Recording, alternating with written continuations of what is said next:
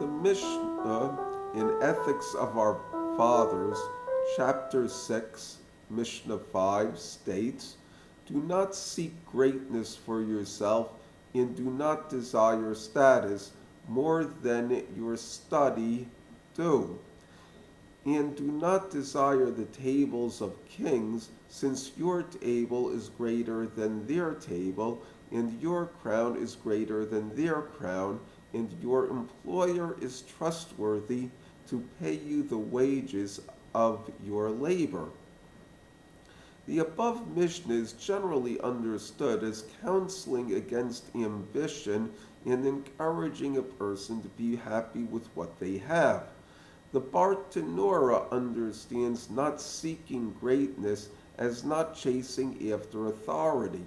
Following Maimonides, he remarks concerning the phrase not to desire status as meaning not to become conceited about one's knowledge of Torah because it creates the impression that it was not done with pure intent. Maimonides also comments on the phrase, "Your table is greater than their table," saying that this refers to the remuneration received for learning Torah. The commentary by Mordechai Dov Rabinowitz on the Rambam explains this first by slightly varying the grammatical rendition of the Mishnah by saying, "You should not desire status in excess of your learning." He then remarks that the intent is that the other prestige should not be greater than the prestige of the learning itself, and it is not fitting to desire additional prestige that is in excess of that which the knowledge has obtained. Similarly, the Lechem Mishnah understands the Mishnah as saying one should not desire status in excess of what was achieved in the learning. He explains that this would mean more status than that which is typically received for a person's level of scholarship. He continues that anything that is addition in fact detracts and brings an ancient parable that an ant who sought horns lost his ears. He concludes that the honor that normally comes from his knowledge a person should not abandon and in fact should cling to it. He then quotes the sages that a man should never deviate from his normal rank.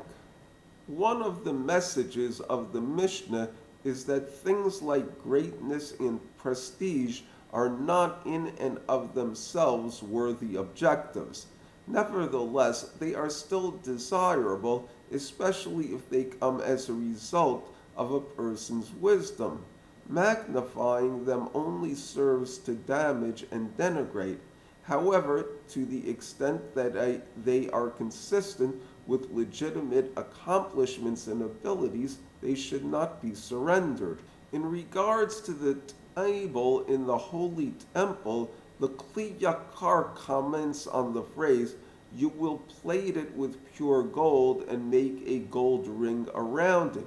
He explains that everything that Hashem prepares for him to eat comes from the table that is above, and one should imagine in his soul that this is as if he is a king that has been crowned with the trait of sufficiency.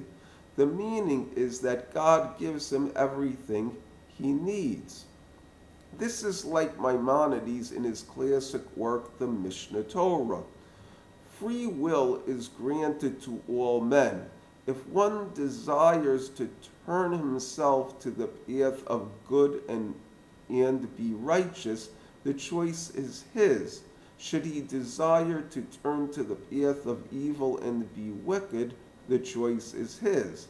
A person should not entertain the thesis held by the fools among the nations of the world and the many primitive among Israel that at the time of a man's creation, the Holy One, blessed be He, decrees whether he will be righteous or wicked.